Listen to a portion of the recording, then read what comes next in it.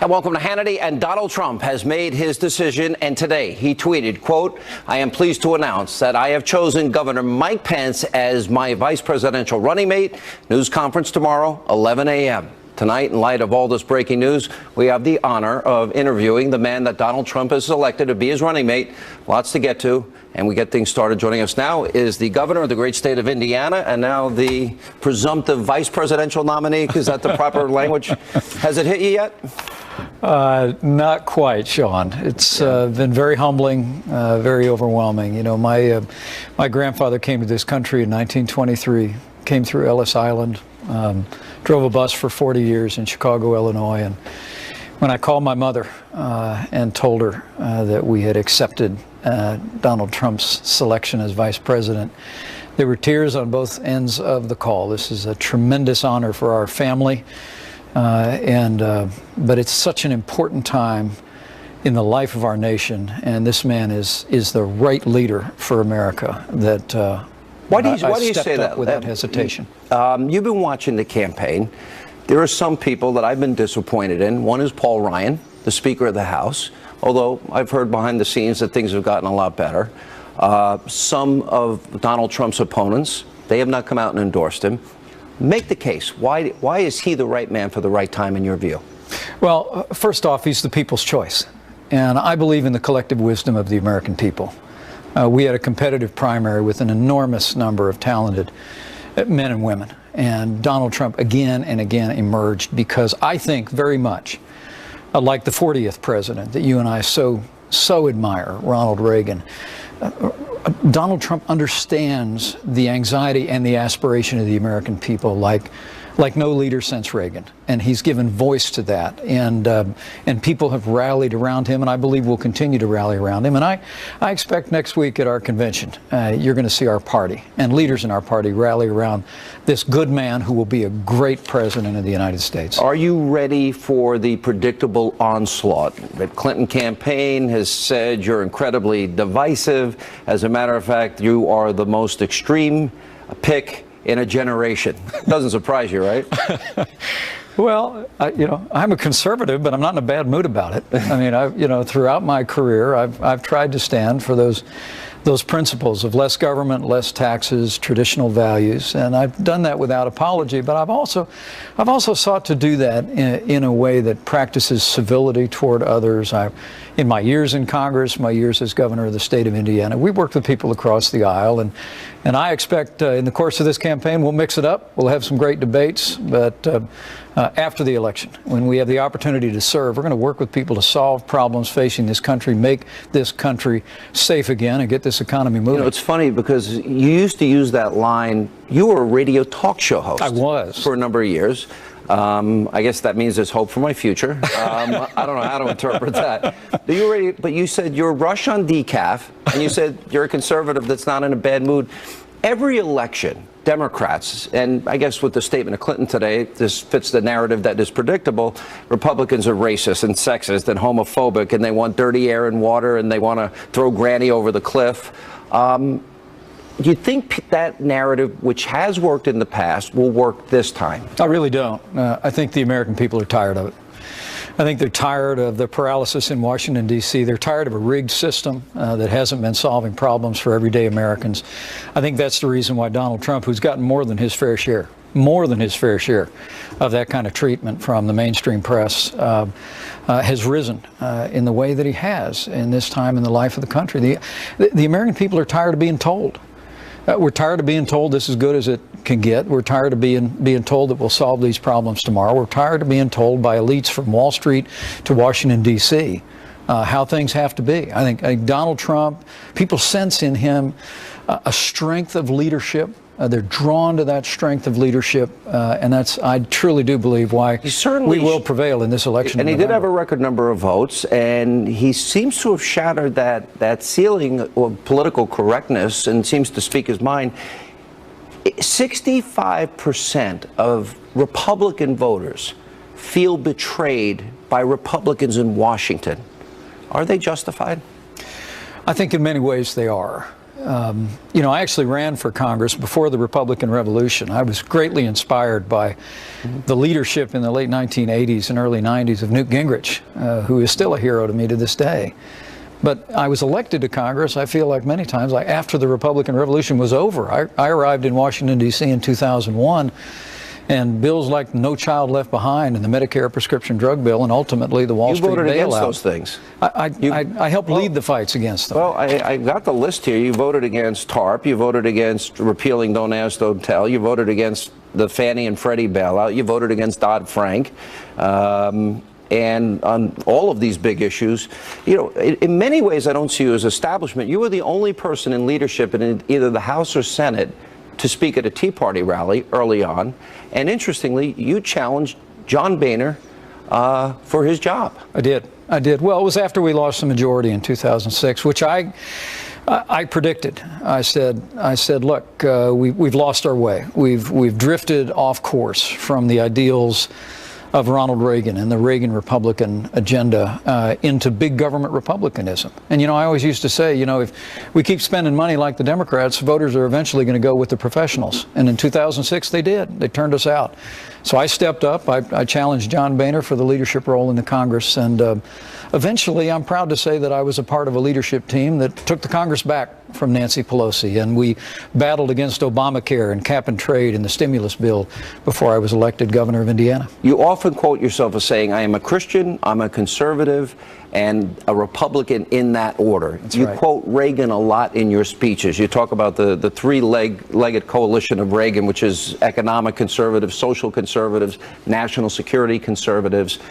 Explain that. I mean, if somebody asks me, where do I stand politically? I'm a registered conservative, but I consider myself a Reagan conservative. Yeah, I know. It's one of the reasons why I admire you so much. Oh.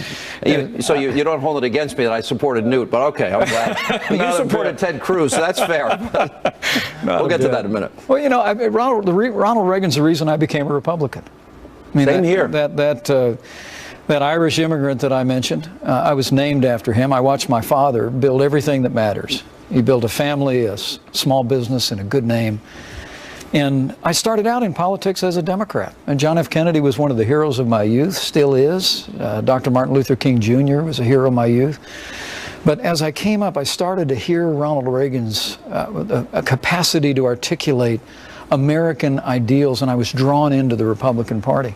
Yeah. One of the great privileges of my life was meeting Ronald Reagan in 1988 at the White House when I was a young candidate for Congress. I had a chance, Sean, actually to thank him for what he'd done for the country. And he would tell a small group of us a few minutes later, he said, a lot of you thank me for what I did for this country, but I want you to know I didn't do anything for this country. He said, the American people decided to right the ship, and I was just the captain they put on the bridge when they did it. Well, I think they're doing it again. I think the American people are rallying around Donald Trump. They're rallying around his strength, his authenticity, his common sense conservatism, because we want to see America strong at home and abroad once again. I think, and I have said many times, when I look at the numbers, we've doubled our national debt, nearly $20 trillion. Obama will accumulate more debt than every other president before him combined. A record, 95 million Americans out of the labor force, 50 million Americans in poverty, 46 million Americans on food stamps. 1 in 5 American families don't have a single member of the family in the workforce. I view that as America in decline. To me, the numbers seem overwhelming. What is the plan that you support that will get those people out of poverty, off of food stamps, back in the labor force, the debt down, and stop robbing our kids? Well, I think the agenda that Donald Trump has articulated, the agenda that many Republicans on Capitol Hill have put forward. It's an agenda about rebuilding our military. It's an agenda that commits us to crushing ISIS, not waiting for them to hit us and our allies, but going there and hitting them at the source. It's about securing our borders. It's about getting this economy moving again. It's about solving the problems that have resulted in this mountain range of debt that we're piling on our children and grandchildren. But here's what it all takes. Everybody knows what the problems are, but what we're struggling under in this time where we've seen America's strength erode at home and abroad is a lack of leadership. And Donald Trump is a great leader. This is a man that I love it. He calls himself the kid from Queens, right? You know, but it is interesting. Yeah, I mean, you're more soft-spoken, a little less controversial. You're from the Midwest. He's from New York. Tell us about how you met and how you connected and when you knew you were under consideration. Well, it was just a few short weeks ago. I'd had the privilege of meeting Donald Trump a few times, and I always was impressed at his cordiality, but I didn't know him very well. And a few weeks back, we got a call that he was impressed with the progress that we made in the state of Indiana, that he was aware of my record when I served in Washington, D.C., and wondered if I would have any interest in being considered. You have a $2 billion surplus? We do.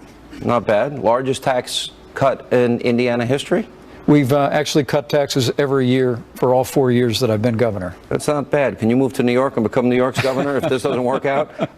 You created over 150,000 private sector jobs? That's right. Unemployment's dropped from over 8% to Below 5%. And a little under 5? Right? We have more Hoosiers working than ever before in the 200-year history of the state of Indiana today. And it's all evidence of this simple fact.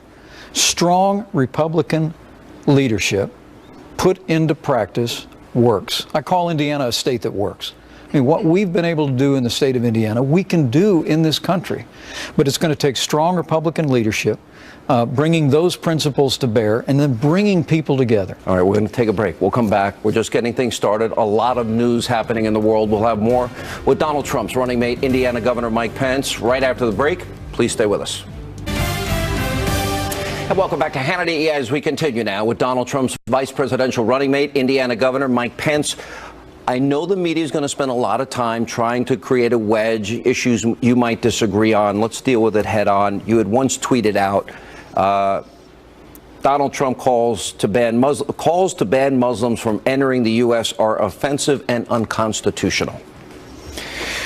Well, first, let me say that our hearts go out to the families of the fallen in this latest horrific terrorist attack. It's awful, isn't it? In France. And I am very supportive of Donald Trump's call to temporarily suspend immigration from countries where terrorist influence and impact represents a threat to the United States. Was it a wording difference? Well, I think, you know, I've never hesitated to take issue with fellow Republicans when I don't think that things came out quite right or quite how I would have done it. But I want folks to know that I strongly agree with Donald Trump's call that we've got to do something different. San Bernardino, Orlando, Chattanooga, Fort Hood, Belgium, France, again and again and again. I took, following San Bernardino, we suspended the Syrian refugee program in the state of Indiana using the authority I had as governor. Because we have no higher priority than the safety and security of the American people. And what I've heard from Donald Trump, and I believe the position he's articulated that resonates with millions of Americans, is that we've got to find out what's going on, and we've got to do something different, and we've got to put the safety and security of the American people first. This is a really important issue, and I think what happened last night, and I want to talk more about this, really brings issues that Donald Trump has brought into this campaign front and center, and that is building the wall on immigration, what to do with the people that are here illegally, and the refugee program. Hillary Clinton wants a 550% increase in refugees. Now, here's the problem. We have our National Director of Intelligence, James Clapper, our FBI Director, our Assistant FBI Director, our CIA Director, our House Homeland Security Chairman, and Obama's own Special Envoy to defeat ISIS, former General John Allen, have all said ISIS will infiltrate the refugee population. Why would we take in people if we know, like what happened in Paris, will happen here because our top intelligence people say so? Well, that's why Donald Trump is right in calling for a temporary suspension from countries that have been compromised by terrorist influence. There's no question it's the right view, but it was precisely Director Comey's testimony last fall that precipitated my decision to suspend the Syrian refugee program. He simply said, with Syria completely compromised by civil war, ISIS, and the regime of Bashar Assad, that we simply can't know who some of these people are.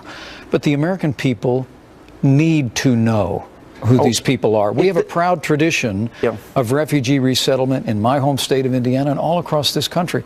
That continues to this day, but it has to be subordinated to the safety of and Americans. security of the American if people. Hillary Clinton wants to bring in 550% more against the advice, really, of our top national security advisors, CIA, FBI Director, National Director of Intelligence, is she willing to gamble with the lives of Americans?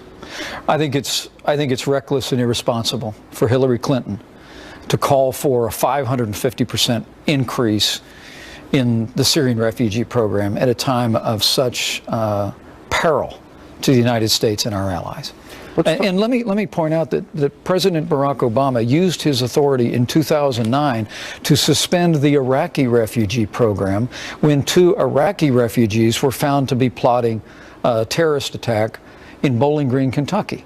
I mean, this is a very clear choice for the American people. How do you ascertain? The president can suspend this program unilaterally. Barack Obama did it in 2009 when he suspended the Iraqi refugee program for 6 months. Donald Trump is prepared to suspend the program unless and until it's secure. Hillary Clinton wants to increase it by 550%. We've got to have leadership. I put up these issues a lot. The money that Hillary Clinton has gotten from countries like Saudi Arabia, I have the whole list in front of me here, and other countries that practice Sharia, a very strict form of Sharia. $25 million, for example, the Clinton Foundation from Saudi Arabia. $10 million for the Clinton Library. But in Saudi Arabia, gays and lesbians can be executed. You can't build a temple, you can't build a church, and women are told how to dress, they can't drive, they're told whether they can go to work or school, and have to have a male relative to leave the house. And in some countries, it gets worse from there. So I guess the question is, if somebody wants to come to America from a Muslim country, and they maybe a country that practices Sharia, better way to put it, and they're coming from that country, how do we ascertain what's in their heart? Do they want to assimilate? Do they want the breath of freedom that America offers, that your grandparents came for? Or do they want to advance the caliphate, which is worldwide Sharia? My grandfather grew up in a little town called Tubbercurry in Western Ireland. And there's a great story about him standing with his mother looking out over the Ox Mountains. And she said, "You need to go to America because there's a future there for you." It was an American future. My grandfather always cherished his heritage. There he would say it was across the pond. They might have been friends with my grandparents. They came here with $10 in their pocket. I think it's very likely. Yeah. But I'm saying he came here to be an American, to buy into the principles enshrined in the Constitution and the Declaration of Independence. And I believe that everyone who is here must be encouraged to buy into the American ideals of freedom. But we have to examine if you grew up under a system that is the antithesis of what we believe as a constitutional republic, and the values are so different. We have to figure out a way to vet that, don't we? Well, I think that's the challenge that Director Comey referenced. That's the challenge that we face with the refugee program. We just need to be smarter and think harder about individuals who may be coming here, not just rejecting our political ideals, but with the intent to do harm. And that's where we need, as Donald Trump said, we've just got to find out what's going on, and we've got to approach this differently and boldly. And that's quite a contrast from Hillary Clinton, who wants a 550% increase in the Syrian refugee program alone. You, in 2006, the GOP at that time was considering full-scale amnesty. You rejected that concept. I did. And you said in part because what makes America exceptional is the rule of law, and immigrants' first action joining this country cannot be breaking the law through illegal entry. And you called for legislation requiring every illegal alien to leave the country at the point of entry and then to register, and then they'd have a chance to come back. So you really seem in sync with Donald Trump on the issue of immigration. Does that include the wall? Absolutely. And is Mexico going to pay for it? Absolutely. Okay. That president we mentioned before said a nation without borders is not a nation. And building the wall, establishing border security has to be job one. Internal enforcement. I mean, we are a nation of laws, and we need to uphold those laws. Do we have to build the wall first and then deal with those people that are here illegally? And for example, should if we're going to let some stay, do they have to pay for their own vetting, their own background checks? I have rejected throughout my career amnesty. But I believe we need to focus first and foremost, as Donald Trump has done with such force and such passion, on border integrity and building the wall and internal enforcement. You'll also remember from my record, though, I do think we should reform the way that people have the ability to come into this country. You know, I advocated with the senior senator from Texas at the time, a no amnesty guest worker program that you just alluded to. I think there are ways that we can improve the system, but everything begins with border security, which will make our nation more secure and our economy with a stronger foundation. We'll have more with Donald Trump's running mate, Indiana Governor Mike Pence, as we take a quick break. Stay with us right here on Hannity. And welcome back to Hannity as we continue now with the man that Donald Trump has chosen to be his running mate, Indiana Governor Mike Pence. Thank you so much for staying with us, Governor. You voted for the war, the authorization for the use of force as it relates to Iraq. Donald Trump said it was a mistake. Area of disagreement. Also said we should keep the oil. I'm sure you didn't support Obama and Hillary Clinton's plan to pull out early. Well, look, I think reasonable people can differ on whether or not we should have gone into Iraq, but where Donald Trump and I are in strong agreement is that Barack Obama's precipitous withdrawal from Iraq created a vacuum in which ISIS was created. And Hillary Clinton's leadership as Secretary of State, as you can see unfolding today in Ankara, Turkey, with an attempted coup, has literally left the wider Middle East and Arab world in shambles. What do you make of this coup today that's been going on all night and all day? Well, we're just following it. You know, I served on the Foreign Affairs Committee for many years. I've been to Ankara. You know, Turkey has been at times a challenging ally of ours in the region, but it is an ally of ours in the region. Do you regret? But I think it's evidence of the fact, whether you look at Libya, whether you look at the wider Arab world, the policies of this administration, the failed leadership of Hillary Clinton as Secretary of State tells us that we cannot have 4 more years of the kind of leadership that moves red lines in the sand, that spends most of its time apologizing to our enemies and abandoning our friends. That's the kind of leadership that Hillary Clinton provided. We can't have that in the Oval Office for 4 more years. I think the wider world knows that America needs to be strong for the world to be safe and secure. And Donald Trump is going to provide the kind of broad-shouldered American leadership on the world stage that I think will make the world a more stable place. Was it the right decision to invade Iraq? I think that's for historians to debate. I supported President Bush's decision to go into Iraq as well as to go into Afghanistan. I traveled downrange for 10 years in a row to visit our soldiers in Operation Enduring Freedom and Operation Iraqi Freedom. I stood strongly through both of that.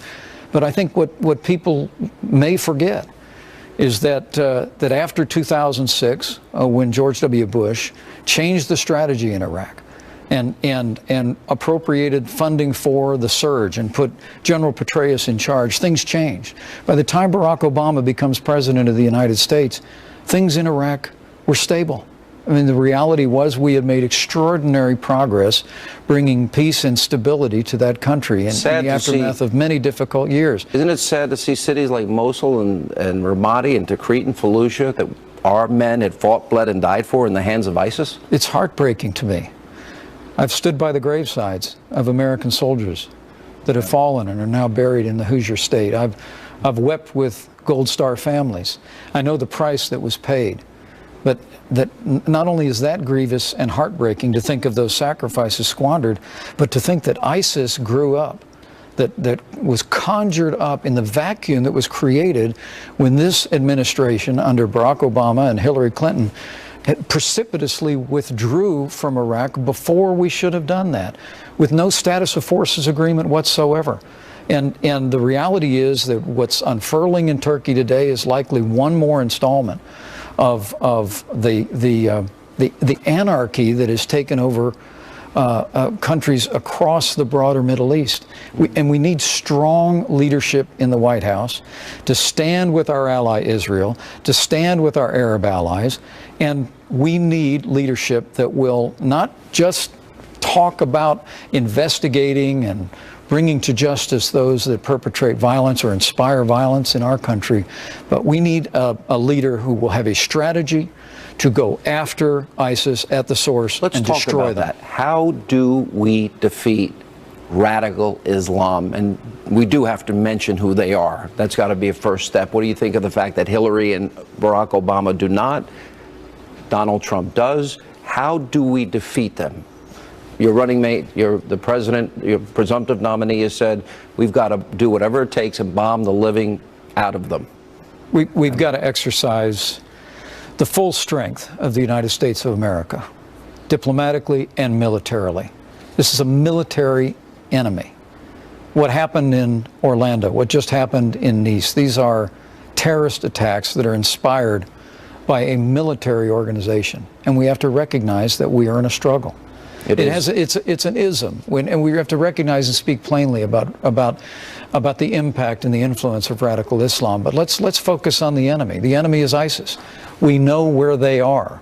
Is it just ISIS, or is the enemy really radical Islamists? Well, I think it's at its core, it's this metastasized version of Islam that is radical Islam, that's being used as a justification for simply a power grab in the region. That's what this caliphate is. Is it just the region, or is the caliphate really to spread Islam worldwide? No, I think you're really talking about. Don't we see the Islamization of Europe? And the desire, no-go zones, everything from there, 88 Sharia courts in Great Britain? Look, we know where the enemy is. And I think you're going to see the day one that he becomes president of the United States, Donald Trump is going to bring his military advisors in and say, put options on the table. And a Trump administration will support military action to crush ISIS. We got to take a break. Much more with Indiana Governor Mike Pence, Donald Trump's running mate, right after this quick break. And welcome back to Hannity. And we continue now with Donald Trump's 2016 running mate, Indiana Governor Mike Pence. The religious freedom issue became such a big deal in Indiana. You pulled back on it. I think a lot of people want to know, and I'm sure it will probably be in every interview you have going forward, a big issue. So I want to give you a chance to give your explanation. Well, people who know me well know I abhor discrimination. And I also cherish the freedoms that are enshrined in the Constitution of the United States. You know, I signed a law a little over a year ago that was similar to legislation that President Bill Clinton had signed back in the 1990s, raising the judicial standard in cases involving religious freedom, emulated in more than 20 states around the country, and it became a subject of enormous controversy. And so we amended the legislation, but we did it in a way that did not erode anyone's constitutional rights. And today, Indiana's more prosperous than it's ever been before. I guess the quintessential example that is used, somebody has a deep commitment to their faith. Sure. And somebody that happens to be gay, lesbian, the baker, should they be forced by law to make that cake if it goes against their conscience because they disagree with gay marriage? And that's a good question for our courts. And it was one of the reasons why we raised the standard in those cases in the state of Indiana, similar to what exists in the federal courts. And while we amended the legislation, we did so in a way that specifically said nothing in this law changes any aspect of the Constitution of the state of Indiana, which I'm proud to say has a strong framework for freedom of conscience and freedom of religion. In 1991, you wrote a piece in the Policy Review, negative campaigning is wrong. Right. We know that Hillary Clinton will run a negative campaign. She's running it. First minute out of the box, she was attacking you today. One of the traditional roles of a vice president, though, is to go out there and prosecute the case against the opponent. How would you prosecute the case against Hillary? She's got a 67% distrust. People find her dishonest and untrustworthy. 57% thought that she should have been indicted on the issue involving her emails. What is your answer? Is negative campaigning wrong to tell the truth about her? Well, I think elections are about choices. And when I wrote that piece back in 1991, I'd come out of a couple of tough campaigns where on both sides of the campaign, we were talking more about what was wrong with each other than we were talking about the issues. I just said campaigns ought to be about the advancement of issues that are more important than candidates. And the issues in this election couldn't be more important, and the choice couldn't be more clear. Donald Trump is offering a vision for America and an agenda for America that will restore American strength at home and abroad. Hillary Clinton, whether it be the fact that she mishandled classified information, whether it be the fact that she left Americans in harm's way in Benghazi, where 4 Americans fell. And she lied to the American people. And the State Department, and she lied about the reasons for it happening. I think there's one issue after another where Hillary Clinton is simply disqualified to be president of the United States, and we're going to make that case in this election. We got to take a break. We'll have more with Donald Trump's 2016 running mate, Indiana Governor Mike Pence. Stay with us. And welcome back to Hannity as we continue with Donald Trump's vice presidential running mate, Indiana Governor Mike Pence. We've talked about a lot of things tonight. Let's talk about Donald Trump's agenda really quick. You're pro-Second Amendment. Absolutely. Pro-life. Do you make exceptions for rape and incest, as Donald Trump does? I have supported the 3 exceptions throughout my public career. Did we have to touch entitlements, Medicare, raise the eligibility rate? Well, I think we've got to bring about the kind of reforms that will improve those programs for future generations of Americans and also contribute to their fiscal solvency. What about repealing and replacing Obamacare, which Trump says he wants to do? Is the answer health care savings accounts? He and I have talked about that. Well, I think we got to repeal Obamacare lock, stock, and barrel. But there's no question, as we've done in Indiana, in Medicaid reform, that health savings account, consumer-driven health care, is the pathway forward to fiscal solvency and better health care for Americans. How important on a scale of 1 to 10 do we need to spend money to rebuild our military while still trying to balance a budget? 11. Energy. You support coal, drilling, fracking, nuclear? I support all of the above. And I support Donald Trump because he will end the war on coal that Barack Obama and Hillary Clinton have been prosecuting. Hillary Clinton actually promised to shut down coal mines and put coal miners out of work. It's one more reason why she should be disqualified to be the next president of the United States. You had once said you support the Trans-Pacific Partnership in a tweet. Some say Donald Trump is a protectionist. I've asked him extensively about this. He says, no, I believe in free trade, but fair trade. Do you believe there might come a point that if they don't let American goods into countries like Japan and China and Mexico, that there should be some retaliatory action? I think, I've always supported free trade, and Donald Trump supports free trade as well. Trade and commerce supports American jobs and supports growth in this country. But I think when we elect one of the best negotiators in the world as president of the United States, I'm open to renegotiating these trade agreements. NAFTA actually had a provision in it that's now 20 years old that we were supposed to review NAFTA again and again and ensure that it was working for Americans. And it's not. I think looking again at NAFTA, looking at bilateral trade agreements instead of multilateral, that's a policy I can strongly support. I probably should have asked this first, but I wanted to save it for the last question. At some point, if you are the vice president, God forbid, I hope I'm wrong, I hope it never happens, but it may very well, a Pearl Harbor, a 9/11, some type of financial collapse, what do you view as the role for you as vice president, and are you ready on day one to serve in that position? I think the priorities of the next president are the priorities of the vice president. My job would be, having lived through a couple of those moments. I was in Washington, D.C. and battled against the Wall Street bailout. My first year in Congress, I was there on 9/11 when the Pentagon was attacked. I was in this city just a few short days later and stood at ground zero. I think being able to stand next to the president, to support him, to encourage him, to help implement his policies, to connect to the Congress, and most importantly, the American people, is a job I would relish. I would approach it with sincerity and prayer. What do you do when you disagree? Well, I've been in positions before like that. I served in the leadership of the Congress. You shut the door, you tell the boss exactly what you think, and having gotten to know him a little bit, I have found out that Donald Trump is a man that appreciates candor. And we've had some very candid and straightforward conversations, but when the door opens, the job of the vice president is stand right next to the president and implement the policy that he's decided. And if I'm God prepared to forbid do that. anything happened, you're ready to take that job over? I don't think anybody can say that, but I wouldn't have said yes if I didn't believe in my heart of hearts that should the moment ever come, that by God's grace, I believe that the lifetime that we have led would prepare us to step and follow in that role. All right, we have more Hannity coming up right after this break.